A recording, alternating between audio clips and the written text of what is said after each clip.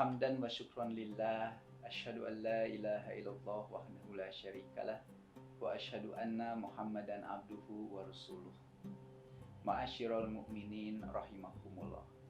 Ada satu keutamaan pada hari raya besar umat Islam, baik hari raya Idul Fitri ataupun hari raya Idul Adha, yaitu Sholatul Aidain. Mengenai hukum sholat Id, jika kita melihat dalam kitab Mawsu'atul Fiqhiyah, ada setidaknya 3 pendapat ulama mazhab mengenai hukum sholat Id ini. Jika kita melihat pendapat para ulama mazhab, dalam kitab Mawsu'atul Fiqhiyah, ulama Hanafiyah berpendapat bahwa hukum dari sholatul Id itu adalah wajib. Dikarenakan Rasulullah SAW selama hidupnya beliau tidak pernah meninggalkan satu kali pun dari sholatul Id.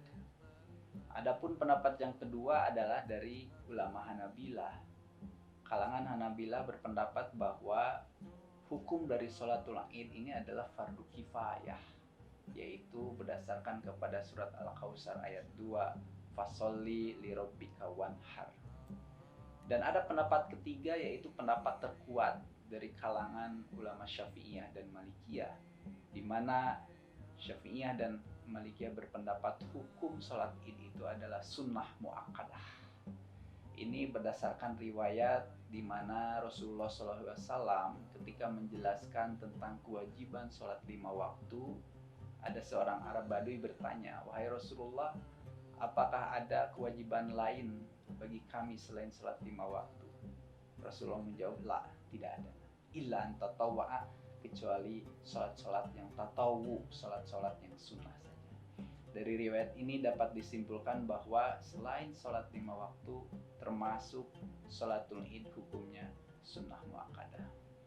Adapun mengenai pelaksanaan dari sholatul Id ini ada sedikit perbedaan antara sholat Id pada Idul Fitri dan sholat Id pada Idul Adha. Sholat Idul Fitri, Rasulullah SAW biasa makan dahulu, kemudian baru berangkat ke tanah lapang untuk melaksanakan sholatul Idul Fitri. Adapun sholatul Idul Adha, Rasulullah selalu mempercepat, jadi tidak makan dulu, langsung sholat Id, dikarenakan agar umat Islam bisa secepatnya melaksanakan penyembelihan hewan kurban. Kemudian mengenai tempat dari sholatul Id, yang paling afdol itu adalah di tanah lapang. Namun jika ada madorot, semisal hujan dan sebagainya, umat Islam boleh melaksanakan sholat Id di masjid, musola dan sebagainya. Ma'asyiral mu'minin rahimakumullah. Pada sholat Id tidak ada azan dan tidak ada pula iqamah.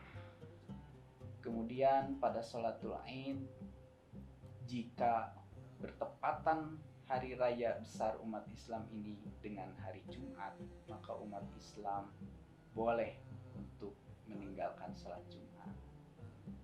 Rasulullah SAW, "Man syaa," tapi barang siapa yang masih berkehendak untuk sholat Jumat, falyusholli, maka boleh, silahkan sholat Jumat. Jadi bagi umat Islam yang masih mau melaksanakan sholat Jumat, walaupun telah melaksanakan sholat Id, boleh-boleh saja menurut pendapat terkuat. Jika ingin meninggalkan juga itu tidak apa-apa. Ma'asyiral mu'minin rahimakumullah. Bagi umat Islam yang hendak melaksanakan sholatul Id, itu hendaknya melaksanakan sunnah-sunnah yang dilaksanakan oleh Rasulullah SAW. Di antaranya yang pertama adalah mandi terlebih dahulu. Siti Aisyah menjelaskan Rasulullah SAW selalu mandi sebelum keluar untuk melaksanakan sholatul Id. Yang kedua yaitu menggunakan atau memakai pakaian-pakaian yang terbaik. Rasulullah SAW selalu memakai pakaian-pakaian terbaik untuk melaksanakan sholat Idul Fitri ataupun sholat Idul Adha. Kemudian yang ketiga yaitu selama perjalanan menuju tanah lapang, Rasulullah SAW itu menggemakan takbir. Karena itu kita umat Rasulullah SAW hendaklah menggemakan takbir dan mengucapkan la ilaha illallah dari mulai keluar rumah sampai menuju tempat untuk melaksanakan sholat id, sampai imam berdiri untuk sholat id, maka kita disunahkan untuk menggemakan takbir, membesarkan Allah dan mengucapkan la ilaha illallah. Demikian yang bisa disampaikan, mudah-mudahan ada guna dan manfaatnya. Wassalamualaikum warahmatullahi wabarakatuh.